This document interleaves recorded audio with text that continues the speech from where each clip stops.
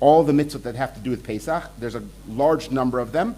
And so today we're going to not only, you see at the top of your source sheet, we're not only going to look at the 5th mitzvah, but sort of tangentially we'll also look at the 6th, the 8th, the 13th, and the 14th, and the 15th. They all have a connection to this idea of Shechitat, Korban, Shechitat, the slaughtering of the Paschal offering. The 8th is that if you have your books, you didn't bring yours, huh? Today, of course, that's all right.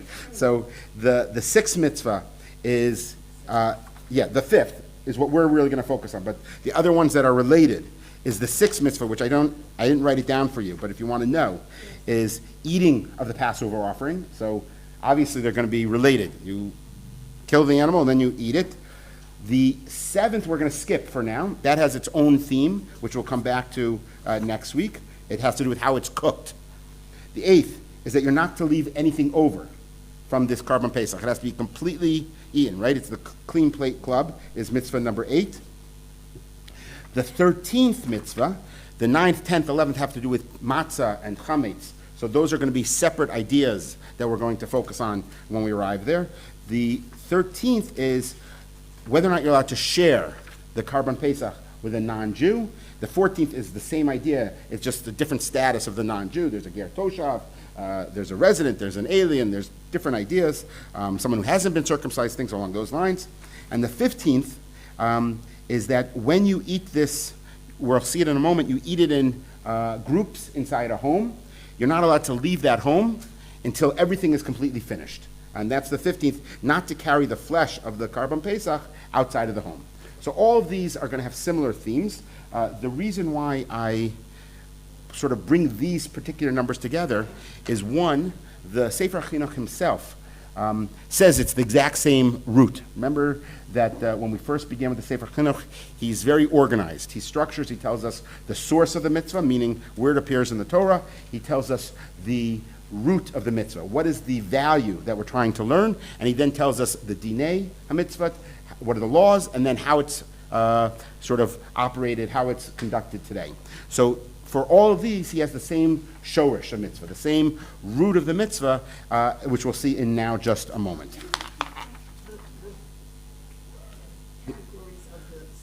Sure. So he starts off with the source, meaning the biblical source. He will always give us a pasuk, so you know that it's in the Torah itself.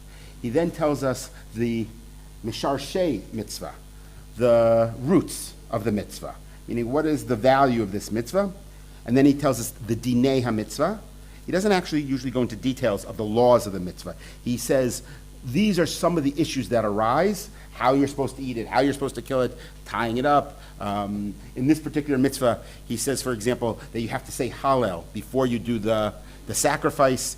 If you've ever wondered why do we say Hallel at night on Leil Pesach, it's to recall that they would recite Hallel at the Korban Pesach. So he tells us this very generally speaking, and very often he refers us to the Rambam, who is his teacher, and he says, you really want to know all the details, read the Rambam and you can get them more explicitly. And then after Dinei HaMitzvot, he will say Noheg, how it's behaved. Is this for men and women? Do we do it today? Do we not do it today? And things along those lines. Okay, so if we are looking at the very first source, the mitzvah Shechitat Pesach, the mitzvah of the sacrifice of the Korban Pesach, the what is it called? The sacrificial Paschal lamb. Okay. There, by the way, as an aside, there's a wonderful book called My Year of Living Biblically. It's by it's a wonderful book. It's about a guy who decides to live according to the Bible, straight for 1 year, exactly everything that it says. And he gets to this mitzvah, and he is trying to put blood on his doorpost in a Manhattan apartment. First of all, he tries to order the blood, and the U.S. Postal Service is not overly thrilled with delivering blood, and you have to give a reason why you want this blood. There's a little bit. His wife is also not overly thrilled, so the only thing he comes up with is he actually cooks a lamb, and he takes the gravy and he writes Shema Yisrael on his doorposts outside, and apparently all the dogs in the building now are barking outside his door. They want to become Jewish? Yeah, maybe, right? So, l'shachet b'yom ha'arba'asar, you have to slaughter this animal on the 14th day of Nisan, ben Arba'im, in the afternoon, as we approach the evening, a 1-year-old male sheep in the Beit HaBechira, in the temple. V'zeh nikra Korban Pesach. And this is called the Korban Pesach. Shenemar, and we have the verse, V'shachtu oto, kol kahal edat Yisrael, and the verse says in the Torah, and that they all, the entire community, slaughtered this animal at this time. The inyan ha-mitzvah, and the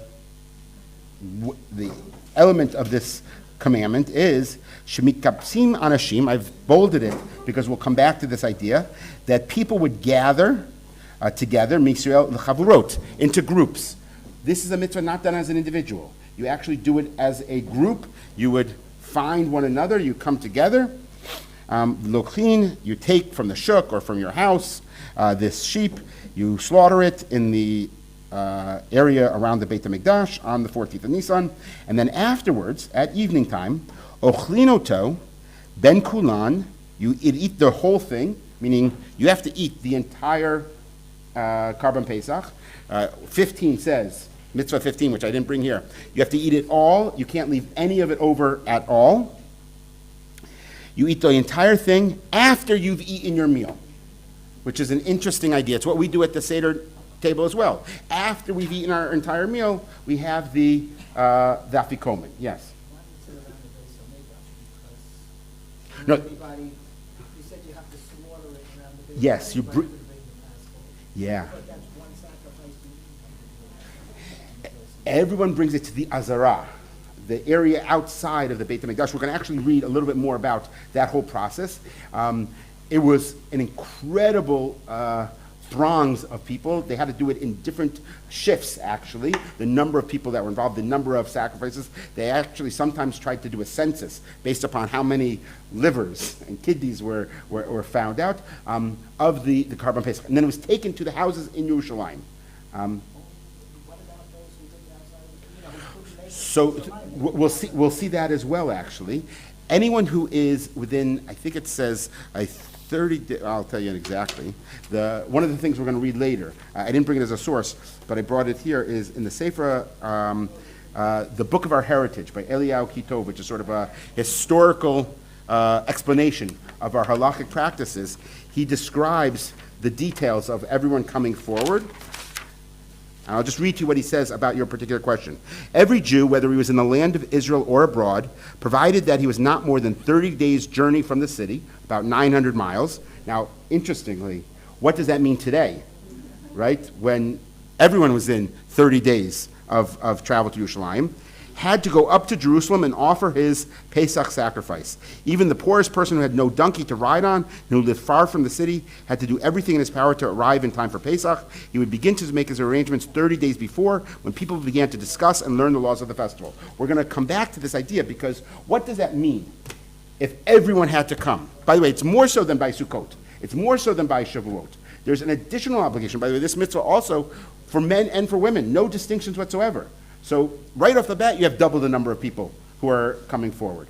So what does that mean, that there's this additional obligation that so many people would come to Yerushalayim? And what did that mean for Yerushalayim? It's a greater Yerushalayim. It means a greater Yerushalayim, that's for sure. It's one of the issues that we're going to have to actually talk about. Where did everyone go? Where did you put everyone? When there's no Pesach, So then it's not the same, right? Then you don't have the obligation, because it's the Korban Pesach. It's not that you have to spend time in a 5-star hotel, with lectures and 4 meals a day. That's not the mitzvah. That's very nice, but that's not the mitzvah. The mitzvah is bringing the actual sheep. So once you don't have a Beit HaMikdash, so you can't bring the sheep, so then you are also exempt from actually showing up here. Okay, so But this is only done if you have a Pesach. correct. So there's 2 points that I just want you to put in the back of your mind. We're going to return to them, maybe now even 3 points. One is this idea of shemit kapsin, that everyone had to sort of form groups. Usually we do a mitzvah either as a family, or as an individual, or as a community. This is another idea, a group. The second, by the way, the group could be a family, but it could also be 2 families, could be 3 families. The second idea is that we ate it after we're already full. There was another sacrifice brought at this point in time, the chagiga, which is just the festival sacrifice.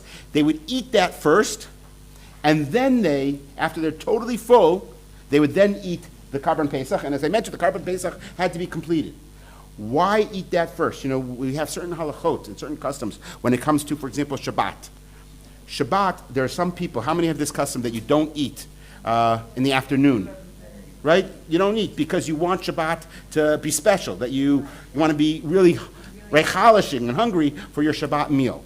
We also have this idea with Pesach. Matzah, we're not supposed to eat 30 days before the Pesach because you should really want the taste of matzah. Here it's the exact opposite. You're totally full, you've just had tons of meat, and now you're really going to be able to tell the difference in the taste of the Korban Pesach.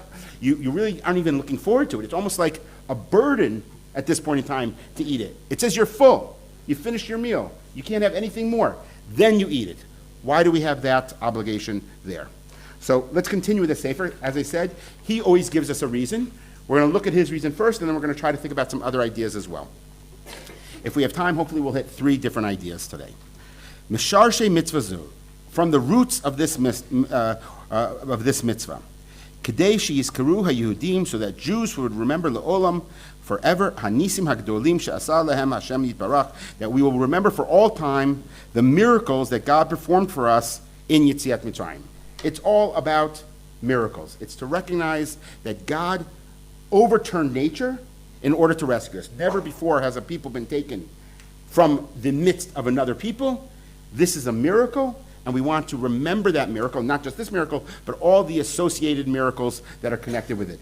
The Sefer Chinuch gives this exact same answer for all these other mitzvot I just mentioned. He'll keep saying to remember the miracles, to remember the miracles. So it seems appropriate that the first thing we should perhaps talk about is this concept of a miracle, right? What exactly is a miracle? So I sort of gave away the punchline by saying it's something that's supernatural, that goes beyond what we're normally accustomed to. But of course, in Judaism, it's never that simple. In fact, there's a machloket about what is a miracle, and not only is there a disagreement about what is a miracle, about whether or not a miracle is something positive or negative.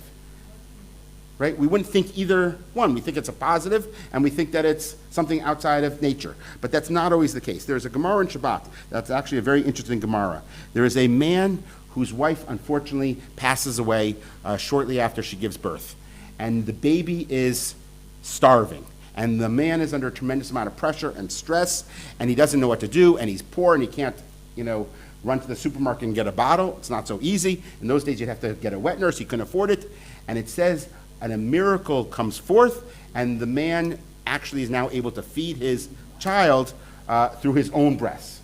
By the way, it's not the only time that it appears, actually. There are a couple of other cases where it appears, and in fact, there's a story in the Gemara where Rabbi Bahu teaches about this idea, that in times of need, this could happen, and he says when he teaches the idea, everyone laughs at him. And he says, what are you talking about? We actually have Mishnayot that speak about whether or not male breast milk is parv or halavi, and he says, here's the Mishnah, and they still laugh at him, and they reject him. He says, it can't happen.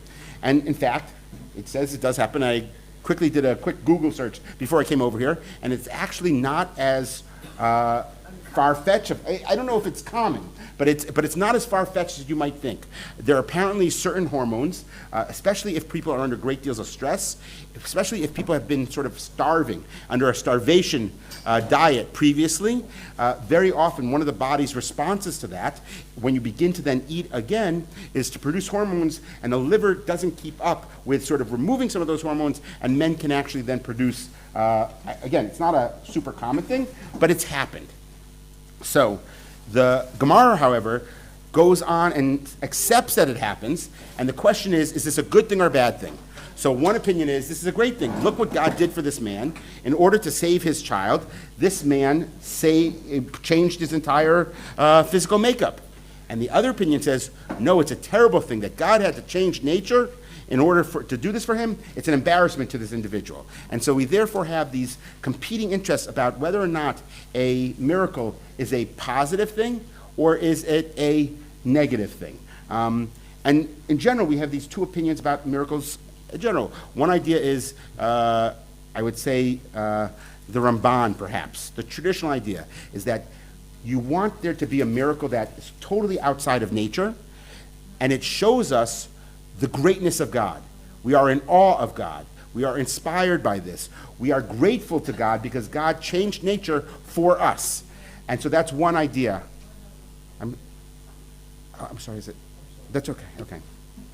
So that's one idea of what a miracle is, that it's to inspire the sense of awe. The Ramban takes this idea but gives us a slight variation. He says miracles actually happen all the time. In fact, we should have the same awe every single breath we take. So what is a miracle? He says a miracle, what's the word in Hebrew for miracle? A nace. A nace is a flag, right? It's what the flags they would carry, the banners that each of the tribes would carry. What is a flag? A flag represents something much greater behind it, right? The flag of a country represents the people of that country. So he says, what's a nace? He says these supernatural things that take place are meant to inspire us to realize that everything is actually a miracle. It's just a banner to remind us that God is always watching out for us. That's one idea of a miracle. The Rambam says, no. First of all, you shouldn't want to rely on miracles that much at all. There were miracles in the time of Yetziat Mitzrayim, but it's almost as if God had his hands behind his back. God didn't want to do miracles, but it was the only way of convincing the Egyptians to let the Jews go. So God had to perform these miracles. But other than that, God is not interested in performing miracles at all. And there's two additional ideas in this concept of miracles. He says one is that it includes human involvement, right? God never does a miracle by himself, that God gets the humans to be involved. And very often, more than anything else, it tries to use natural ways of living. And at the most, God will sort of coordinate the timing. I don't know if I told you the story about the Jews in World War II in Vichy, France, who were davening Kabbalat Shabbat. Have I ever told you this story? About they were davening Kabbalat Shabbat in 1942, I believe, and someone broke in, and he had a grenade. And he was throwing it, his intention was to throw it at all the people who were davening and kill a great number of people to doing so. And the police really didn't care. This is Vichy, France. They really had no real security for the Jewish community at all. The opposite. In any event, he walks in, and the second he walks in, everyone turns around, meaning before he could even think about it. And he actually freaks out because everyone is facing him right as the grenade is in his hand, and he drops the grenade and runs. And the grenade blows up in the outer chamber rather than inside where the community is, and there are very few people who are injured, and no one was killed. So why did everyone turn around? It was in Kabbalat Shabbat, Lechadodi, and they just happened to turn around at the right moment. So the Rambam would say that's a miracle, but it's purely natural. It's just that timing is really good. And timing is a part of the miraculous process, and human involvement is a part of the human process. You see this very clearly in Hanukkah. In Hanukkah, there's a big argument, right? What is it that we're celebrating on Hanukkah? Are we celebrating the natural miracle of the war, that a few overcame the many? Or are we celebrating the miracle of the oil that suspended nature? And there's a back and forth. So if we go in the inclination just for a moment of the natural, there's a great question that is often asked about Hanukkah. I'm sorry I'm jumping ahead. Don't worry, we'll jump back as well. We celebrate 8 nights. But if the miracle is the oil, so then there's not really 8 nights of a miracle. It's only 7 nights. The first night, it was supposed to last. So why should we celebrate 8? So the answer offered is that the first night, even to light it, right, even to have the courage to know that you're not going to be successful, there's no way that this is going to last the required time, but you nevertheless have the courage or the chutzpah to light it nevertheless, well, that's something miraculous in itself. In other words, the miracle of the human spirit is what we're celebrating in that regard. And that, of course, is the exact same thing we're celebrating with regards to the war. It's the same idea. So you could make the argument that even what we view as supernatural is really focusing on human beings. There's an important teaching of the Nefesh HaChaim. He says the Pirkei Avot speaks about 10 miracles that took place in the time of the temple. You know, this idea, like, for example, there was never a miscarriage because of the smell of all the sacrifices and all these different ideas. One of the ideas, one of the miracles it's mentioned is that it says when it rained, the fire that was the eternal flame never went out. And he says, that's a miracle according to Pirkei Avot. And the Nefesh Chaim says, that's not really a miracle. I mean, isn't a miracle more likely, like, you ever get those candles that you buy for your kids for their birthdays that, don't go out, right? You blow it and they come back in. So he says, that's not a miracle, that's a trick. What a miracle would have been is if when it rains all around the fire, but it doesn't actually rain on the fire itself. And then the Nefesh Chaim says, yeah, but that's not real life. Real life is, it rains on your life, but nevertheless, the human spirit continues. And that's the miracle. In other words, it has to engage human involvement, and it's nothing extraordinary, so to speak. I brought a few sources. I don't know how much time we'll spend on them, but they're interesting, so if you want to take the source sheets home with you. It's from a book you'll see in the English, Old Wine, New Flasks. This is a book on religion and science, and in it, the author brings about a 40 to 50-page email exchange. They have these listservs. And this is a listserv of a group of serious scientific professors, and they talk about the Bible and things like that. And someone raises the question, how do we explain a particular miracle? And as I said, there's 40 to 50 pages of responses, and I just brought a few. The question is based upon the Pesach in Shemot, that the Jews come to Marah, which means bitter. They could not drink the waters of Marah because they were bitter, right? We know, by the way, that the Hasidim say it's not that the waters were bitter, but rather it was the people were bitter. And that was why they couldn't really appreciate the waters. But let's take the pshat, the simple meaning. They couldn't drink the waters because the waters were bitter, and that's why the place is called Marah. And the people complained. Moses cried out to the Lord, and the Lord showed him a tree, and he threw the tree into the water, a log or branch into the water, and then the water became sweet. So this is presumably a miracle. But these scientists are not content to leave it as just saying it's a miracle. What is the miracle? Is it supernatural, or is it purely natural? Does it engage human involvement, or is it exclusively in the domain of God? So you see some of the suggestions. The first professor. Perhaps the water was salty or brackish. That's what it means by bitter, salty. If it were salty, maybe it was sweet water, meaning sweet water is water that is normally good to drink, but it was polluted by some biological overburden of plant growth. Perhaps there were mineral deposits nearby and that seeped into the water, and when you threw the log, it contained some natural occurring chemical that in some way removed the source of the bitterness. And some of the subsequent responses to that say, I have an idea of what that log might be that perhaps could do this. Professor 2 disagrees completely. Who cares what the tree of Moses threw in the water? The Ibn Ezra says we should just focus on the miracle. We don't need to try to figure out what God did. It's a miracle. That's all that's important. We don't know what tree, only that it was a miracle. And the miracle was a sign of the compact between God and his people, and one of many such miracles. That's what the Ramban is after. You don't have to try to explain the miracle. It's for us to be just in awe of God. That's it. Professor 1, however, rejects that. He says, Professor 2 is an unenlightened, superstitious, unthinking, and then I left out some of the other things he says. I don't know yet what tree it is, but I'm sure it was no miracle. There's certainly a good scientific explanation. Yes. Oh, I'm sorry. Professor 3, trying to find an explanation is barking up the wrong tree. Let's look at the sages. Humans harm with a knife and heal with a bandage. Not so God, who harms and heals with the same instrument. So when they came to Marah and could not drink, Moses thought that God could tell him to toss some honey or dates into the water, but he throws a branch in instead. My ways are not the ways of man. Now learn my ways.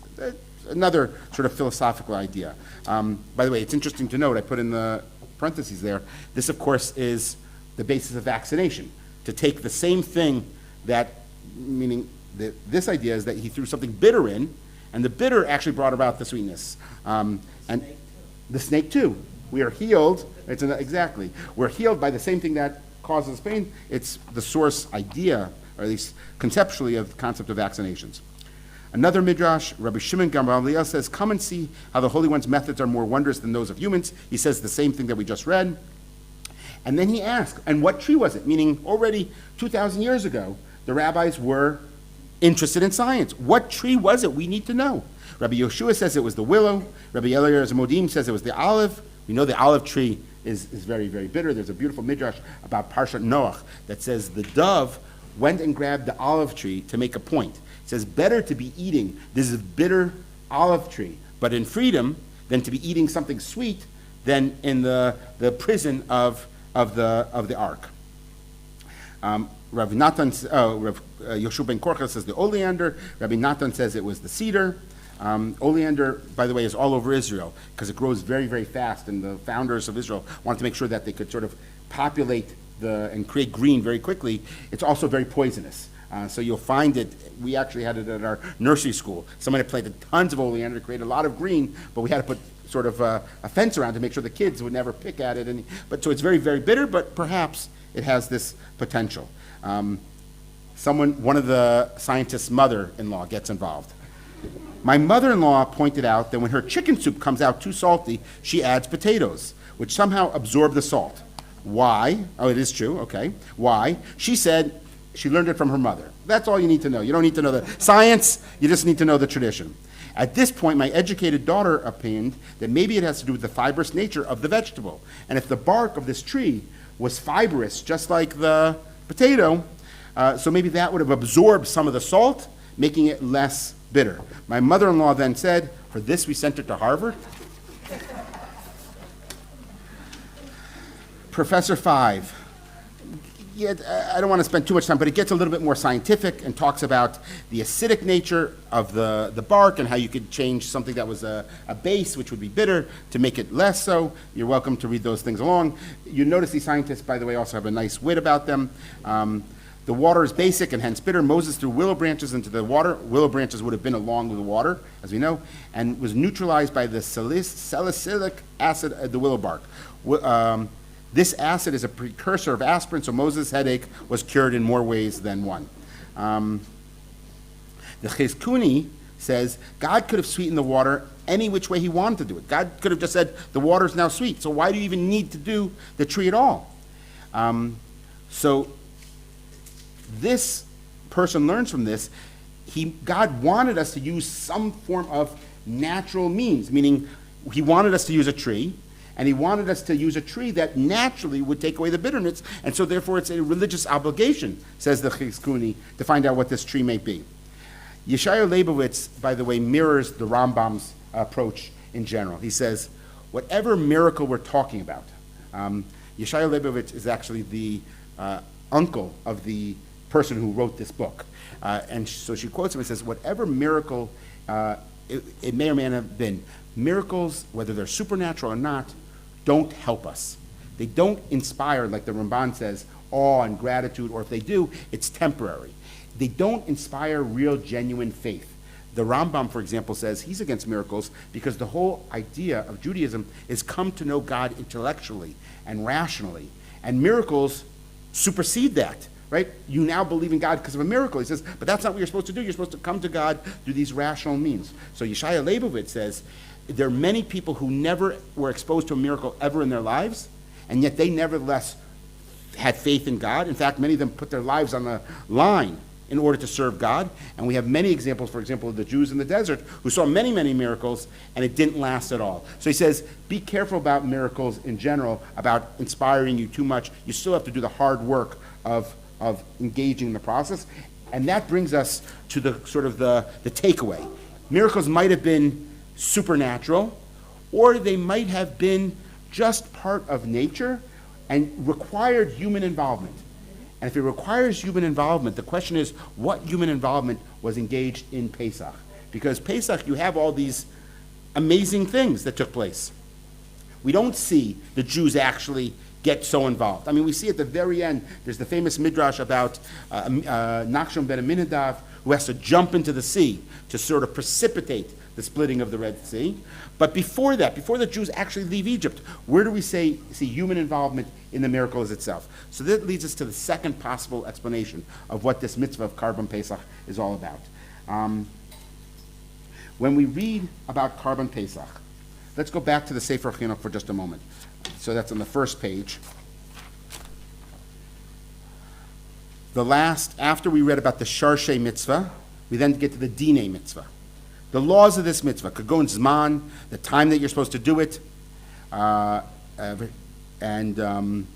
how it was Keshehu Shenishkat B'Shalosh Kitot Be'azara. It had to be 3 different groups because there were so many people. You had to take your dinner seating, right? There's the early, the afternoon, late. So you had 3 different times you could do this. How this Korban Pesach had to push off Shabbat, meaning if it happened on Shabbat, you would nevertheless still engage in this process. Other specific laws, I mentioned the Kriya of Hallel, how they would say Hallel on this.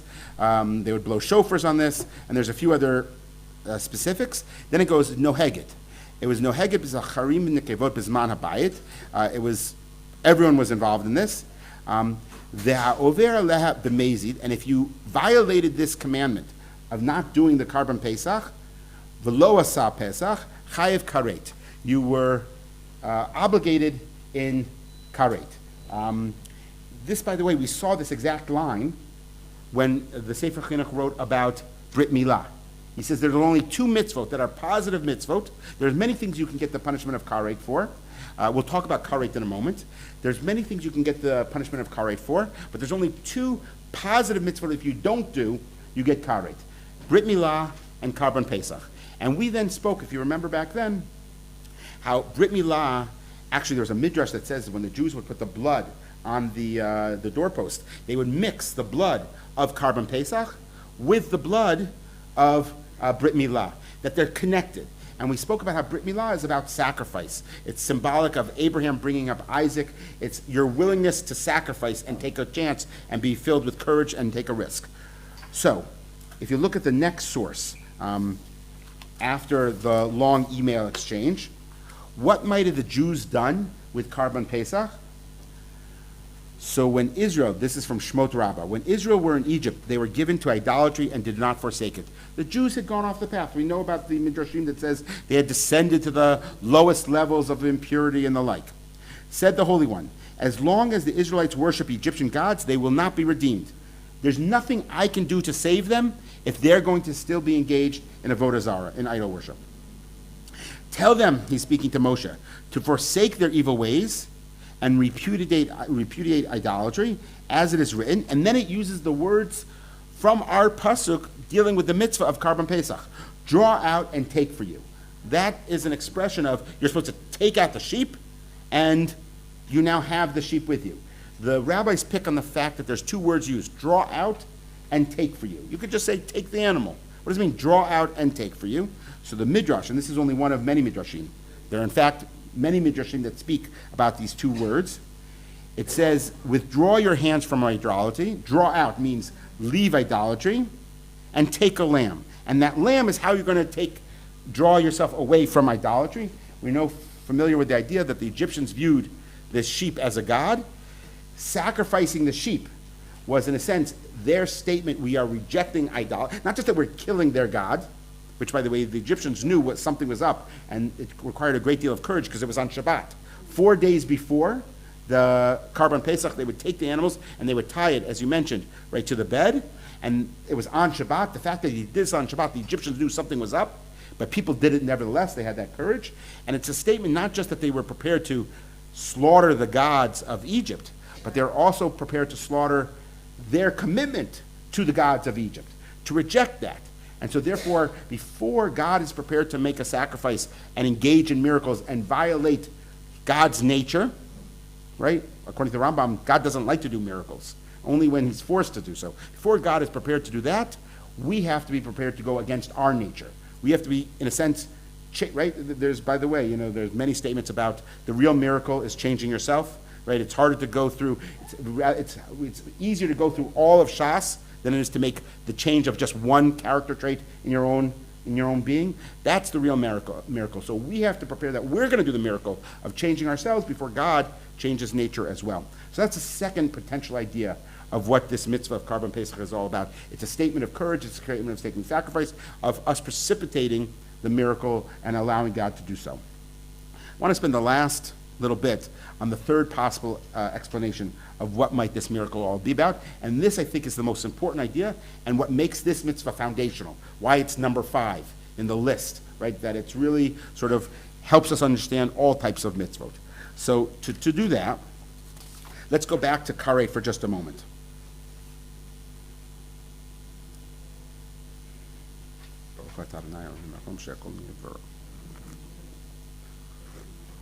Okay, what is karet? What do you understand karet to be? Being cut off. What does that mean to be cut off? Right, it's the word, right? Kritot. There's a whole section in Mishnah. There's 36 sins that will cause karet to take place. The way it's usually understood, and by most sources, is karet as a form of death. The problem is, then how is it different than the other sins that generate real death?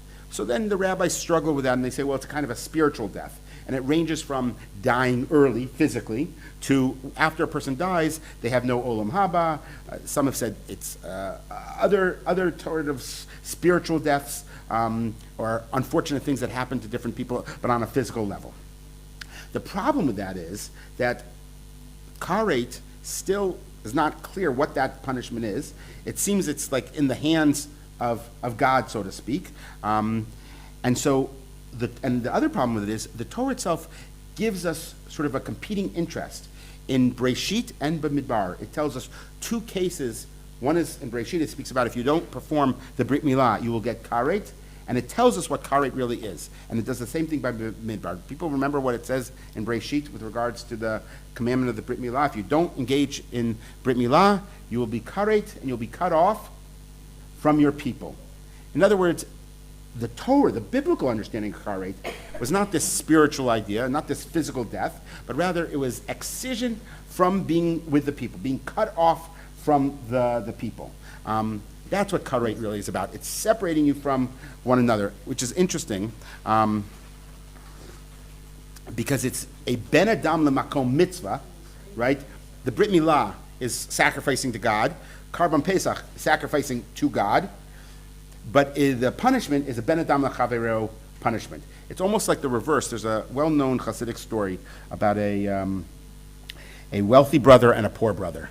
And the wealthy brother never really visits the poor brother. And one day he gets word, and they live in the same town but on opposite sides of the town. And one day he gets word that the father is visiting the poor brother. So the wealthy brother hasn't seen his father for a long time. He runs over to see his father, knocks on the door, says, Dad, why didn't you tell me you were coming? Why didn't you write? And why don't you come stay with me? It's much more comfortable. Come over to the other side of town. And the father says, who are you? He says, what do you mean? I'm your son. He says, you're my son? I don't know you. I says, I'm your son. He says, can you prove it? How am I going to prove that I'm your son? I didn't bring birth certificate. Of course I'm your son. He says, well, prove it to me. He says, well, let me ask you, this brother, this guy here, is he your son? He goes, yes, he's my son. He says, well, I'm his brother, so that makes me your son as well. He says, what did you say? He says, I'm his brother, and he's your son. I'm his brother. He says, what did you say? He says, I'm his, and this is a Hasidic story, so you can go on forever, 20 times, I'm his brother. But eventually the father says, yes, I heard you. And then he concludes, and it's a well-known Hasidic statement, much better in Yiddish than in English, but it says, the father is only a father when the brother is a brother, right? If you can only be connected with your contemporaries, then that's how God recognizes us as really being our children. I would say maybe this understanding is the reverse, that the brother's only a brother if you recognize God, if you recognize the Father. That if you're doing a mitzvah and you recognize God as creator of the whole world, so then you can actually feel closer and more connected to one's brother. And what I'd like to suggest is this mitzvah, karet, and Brit Milah also is related, right? Brit Milah is also, as much as we said about its sacrifice, it's also an identifying mitzvah. It identifies us as Jews. Korban Pesach is identifying us, but now not as an individual, but as a nation, as one people. That it's I would argue that this mitzvah is ultimately about peoplehood, as peoplehood is an essential way of going through the prism of fulfilling mitzvot. Just as a side, an important parenthesis though, there's many different ways of understanding what mitzvot are. The classic case is there's mishpatim and there's chukim, right? Logical ones and sort of beyond logical ones. Rav Hirsch has additional ideas. He has what he calls ediot, testimonies, and other people have 5 or 6, some have 10 different ways of understanding, categorizing mitzvot.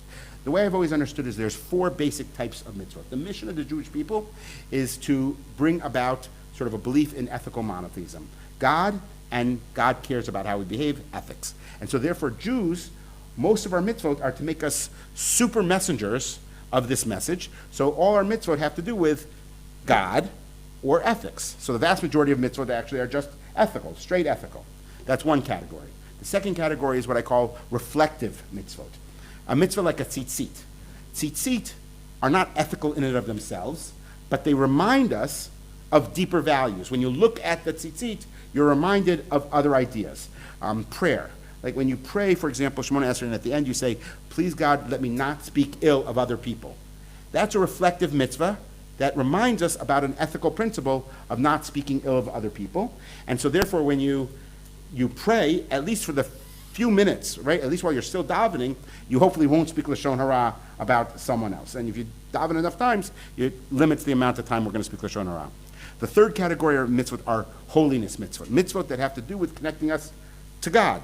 And we can think of all the different, they're not necessarily ethically related. They have to do with holiness ideas.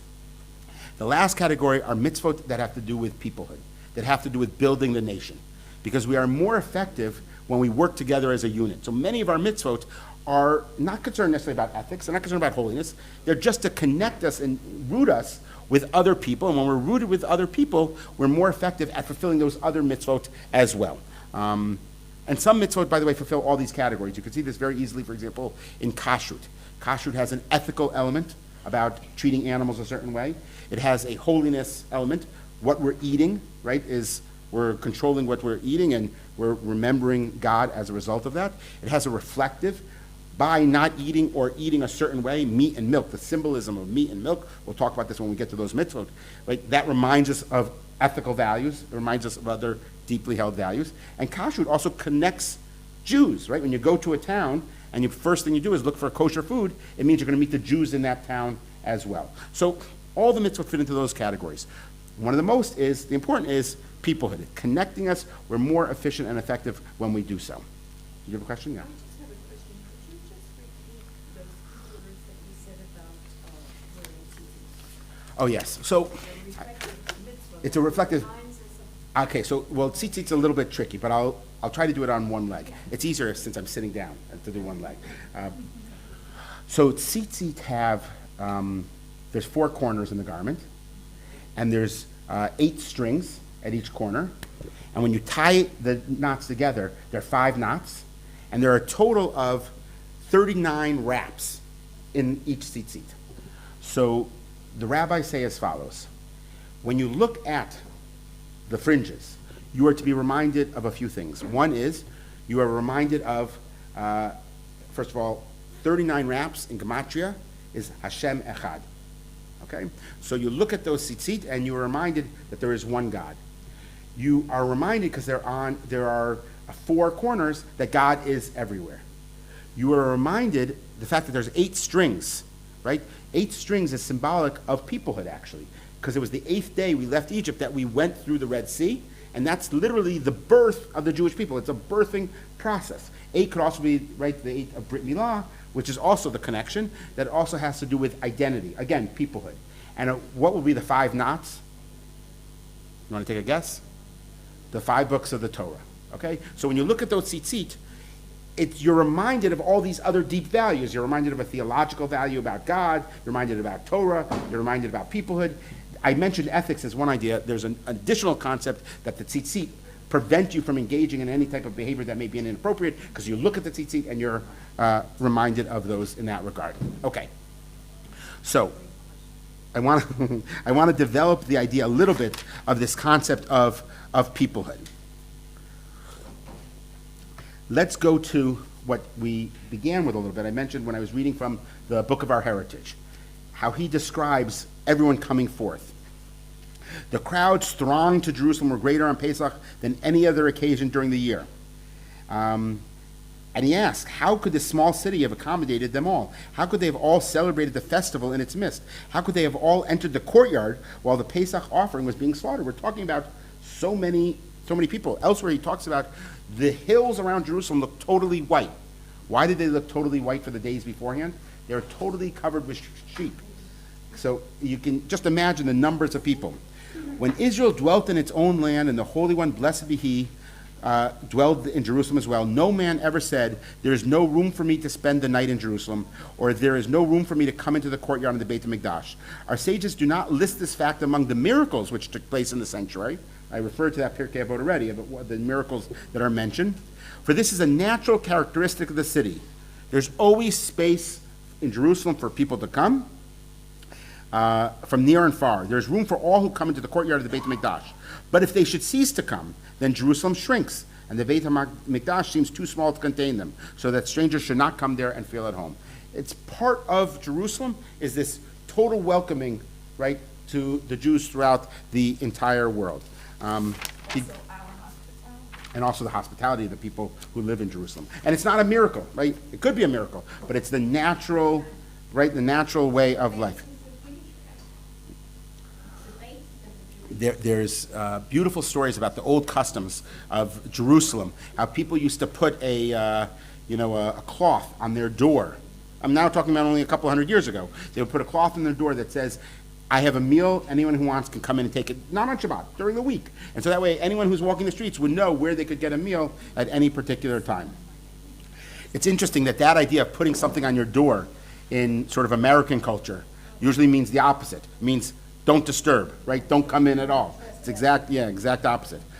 There's a book called the Shevet Yehuda that Rav Yaakov Emden mentions that talks about an eyewitness testimony of the Romans who would see this process of everyone coming up on Pesach. And he describes how impressive it was and how beautiful it was, and we should feel the loss as a result. He then goes on to say, when they reached the mountains of Jerusalem, they were so numerous that grass could not be seen. Everything was white because of the many sheep that are there. The sacrifice is offered on the 14th, so when the 10th of the month comes, everyone goes to buy his sacrifice, and it is a rule amongst them that no one asks to let him go first, even if it was King David or King Shlomo. No one cut in line. That might be a miracle. Yeah, even when they give the numbers at the bank now, there's still tons of cutting in line. It's an amazing thing. I once thought there's a whole way of cutting in line in Israel. There's different processes. There's the person who I call the wandering eye. They're just always looking up, but slowly but surely they kind of get in front of you. And anyway, but that never happened. Even King David or King Shlomo. And when I suggested to one of the Kohanim that this was not polite, it's not appropriate that the Kohanim should go last, he told me that before the omnipresent there is no greatness in his service. All of us are equal.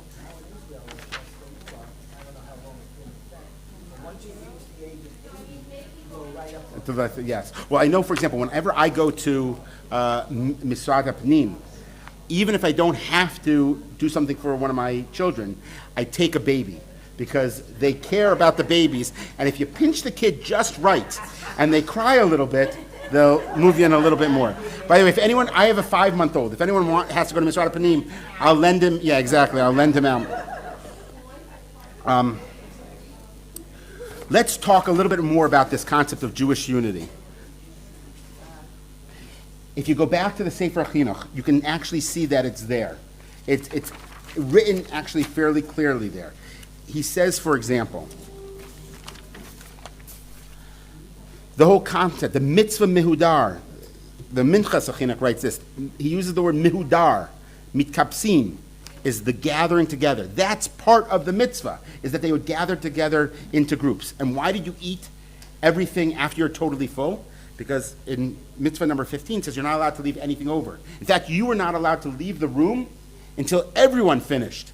Right? I remember growing up that if I didn't finish my lima beans, I had to stay in the room. But here, the Torah goes a step further. If I didn't finish my lima beans, my brothers and sisters also couldn't leave the room. There was no leaving the room until everything was totally finished. And here also, why were they totally full? If you have to totally finish this meal, there's two ways of doing it. One is, I could just eat it all by myself. Or if I ate everything beforehand and all I could really eat is a small morsel, but the whole thing has to be finished, what does that mean I'm going to do? It means I'm going to invite as many people as possible. The group is going to be as large as possible to make sure that we finish this. That also, what does the Torah say? The ideal form of this mitzvah is v'shachtu et kol kahal. Ideally, if we could somehow figure it out that the entire nation, mitkapsim, could be one group. That's what the whole concept of this mitzvah is, that it's the introduction of peoplehood, the introduction of unity. I left this part out, but it continues on and speaks about the concept of when the Jews would come, there were 12 Levi'im who would make sure to keep everything orderly. Why 12 Levi'im? because there's 12 tribes. 12 tribes speaks about unity, of course, right? It's the 12 tribes of, it's also the symbol of Yaakov when he had the 12 rocks that he put under his head, that when he awakes becomes one. It's this whole concept of unity. I just want to end, I think I have about 5 more minutes. I just want to end by putting a caveat on this whole concept of unity. Because sometimes unity can lead to conformity. And sometimes it actually takes away from the individual. And that's not the goal. The focus on the 12 tribes, for example, is that there were 12 gates in Jerusalem. Today, I think there's 8. But Yechezkel says that in the time to come, there will be 12 tribes, one for every tribe. Every tribe has the same destination, getting to the Beit HaMikdash, but every tribe has a different path to get there, and we should appreciate that. And in fact, we just learned this in Parshat Noach with the Tower of Bavel. The Tower of Bavel, says the Netziv, the Tower of Bavel is what? Wasn't a tower to show how great we were. It was a watchtower. When the Torah speaks about, they had few words, achadim, right? They were devarim achadim. They only accepted certain preset types of thoughts. And if you wanted to have a different type of thinking, you were not allowed to express it. So what would you do? You'd want to leave. They built the watchtower. They built a totalitarian state to make sure no one could ever leave. That's what the danger of Migdal Bavel was that it was opposed to any type of diversity within unity. And God says, no, you can be diverse, but you can also be unified. You don't have to conform to everything. And that idea also, I think, appears within a number of different sources with the Sefer Chinuch and also the Minchas Chinuch. I just end by quoting to you two ideas that make this exact same point. The first idea, I didn't give you the source, the Minchas Chinuch, which we've spoken about before. He says on the word Shemiktaptzin, that they would be gathered together. He mitzvah min hamuvchar. This is the Badat's way. This is the Mahadran min Mahadran way, was getting the groups together. And he says, look at the Rambam, and in fact I brought the Rambam in the source sheet. You can see some of the ideas that he says, and we'll look at that in a moment as well. And he says, it should not, you can have it, a person all by himself can sacrifice the animal and eat it all by himself. But we try our hardest that that's not the case, that it shouldn't be that you should have as large groups as possible in order to lahadure mahadran, in order to do it mahadran. And then he says something very interesting. He says, and you should be careful that people are not identical in this group. He says, first of all, in terms of ideology, but then he says, for example, you should make sure not to have all converts. Why should you not have all converts in this group? So it's for a different reason you wouldn't think. He says, what's the problem with converts? Is they take things too seriously. And they may find a flaw in your Korban Pesach. And so therefore, if there's 1 or 2 or 3 really strict people, the converts, you'll have that from birth guy say, don't worry about it, it's okay, my father did it, my mother, it's no problem. But if you have everyone, they may puzzle it. And then he says, and you can't have everyone who is sick. Because if you have everyone who is sick, well, they may not be able to finish it at the end of the time. So you have to make sure that, in other words, don't have people identical in your group. Your group has the same mission, but everyone has to come from it in a slightly different way. And every person is able to add slightly different things from this group. And you can even see the extreme way of that in the last source that I brought for you. The last source, if you look on the second page of the source sheet, first there's the Mishnah Torah, and there's the halachot of Korban Pesach, and he says, Kol ha'ochel mina Pesach, ein ochel ela b'chabura, you have to eat it in a group. You're not, by the way, he goes on very interestingly, you can't take the food out. In fact, if the food steps out of the house, this is how important the unity is, that food becomes treif, right? The food becomes treif. And he says not only can a person not leave, but the food can't leave. It has to be totally in there and done. So much so they get to the question of what does it mean to be outside of the house? And that's what I want to just pick up on in a moment. By the way, as an aside, just if you look at Chet says that the uncircumcised may not eat from this. This goes to the point, right? I mentioned that there are 2 mitzvot, 13 and 14, that say that it's only the Jews, because we're talking about everyone has different paths. Just like there's different tribes have different paths to the same goal, different religions can have different paths to the same goal, and we're focusing on our unique path. And so therefore, your inside is what we're focused on. Sukkot is the holiday, the universal holiday. Pesach is the birth of the Jewish people, and therefore we're focusing on that.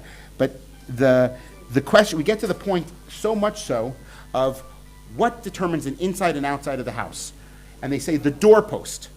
It says from the doorpost in is inside, the doorpost out is outside. So the Gemara down below in Pesachim says, what does that mean? The doorpost in is outside, the doorpost out is outside. That seems to be a conflict. If you're in the doorpost, are you in or are you out? And the Gemara says there's no conflict at all. Here we're talking about the doors in the Beit HaMikdash area, and the other we're talking about the doors or the gates of Jerusalem. Inside the Beit HaMikdash, you would be outside if you're in the doorpost. You're not in the temple area. But the walls, now think about the walls of Jerusalem for just a moment. The gates, they're pretty thick. When you walk to the gates, are you considered inside Jerusalem for holiness purposes? When you're under there, or are you considered outside for holiness purposes? What would you think? You would think that you're inside, right? They're thick, you're kind of inside, but that's not what the Gemara says. The Gemara actually says that when you're in the gates, the entrances of Yerushalayim, that's considered outside. Why is that not considered sanctified? It was a conscious choice. The rabbi says we are not going to sanctify this part of Jerusalem. Why would we not want holiness in this part of Jerusalem? So if you look at the Gemara, first of all, talks out about what does it mean to have a wall in general. Don't we believe that you can pray through walls and all these different ideas? And that's the first part. The second part talks about the agaf, the inside and the outside of the lintels, I guess they call them, right? The second to last line, in the middle of the line, Damar Rebbe, Shmuel bar Rav Yitzchak, Mipnei ma lo nitkatshu sharei Yerushalayim. Why did they not sanctify the gates of Yerushalayim? Mipnei shehamitzurim meginim tachtehem bechama mipnei hachama u'b'kshamim mipnei hakshamim. The lepers, those who were Mitzorah, they had to be sent outside the city. They were not allowed to be in a sanctified place of Yerushalayim. However, when it's really hot, when it's really coming down, pour raining, they had no protection because they were outside the city. There wasn't Yamin Moshe in those days, right? If you're outside the city, you were in the wilderness. So the rabbis didn't sanctify these gates. Why? So the lepers could actually come in and be protected from the sun and protected from the rain. Look how beautiful that idea of unity is. The concept of unity is we're all in this together, and we're going to go out of our way. Even the people who are outside, the lepers, are clearly outside. We're nevertheless going to make some room in our kedusha, our holiness, to allow them as well, because when we work all together, we're ultimately stronger. That's why I think this one is the fifth mitzvah and is one of the foundational mitzvot. See you next week.